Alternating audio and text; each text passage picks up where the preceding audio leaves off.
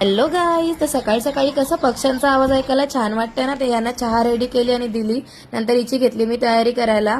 मस्त रेडी वगैरे केली आणि तिला पाठवून दिली स्कूलला. बघा कशी जाताना मला बाय करते. बाय स्वरा.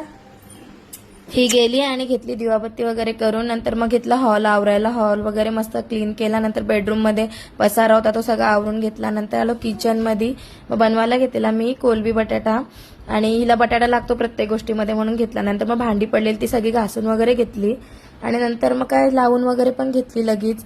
ओटा वगैरे क्लीन केला आणि गेलो मशीनला कपडे लावायला. कपडे वगैरे लावले तेवढ्यात बघते का ही आली. लगेच मम्मीवर प्रेम होतो चाललेला. मग हिला चेंज वगैरे केलं, मस्त फ्रेश केलं आणि घेतलं लगेच जेवण. मग जेवायला बसलो सोबत. नंतर मग कपडे वगैरे लावून घेतले, गॅलरी वगैरे धुवली. आणि नंतर थोड्या मग हिला घेतली झोपायला, पडदे वगैरे लावले नाही कारण झोपतच नाही लवकर, लय टाइमपास करते. मग हिला झोपवली फायनली आणि मग मी गेलो माझं एडिटिंगचं काम करायला. नंतर मग संध्याकाळी आले तर झाडांना पाणी टाकलं कारण झाडं जामच सुकलेली.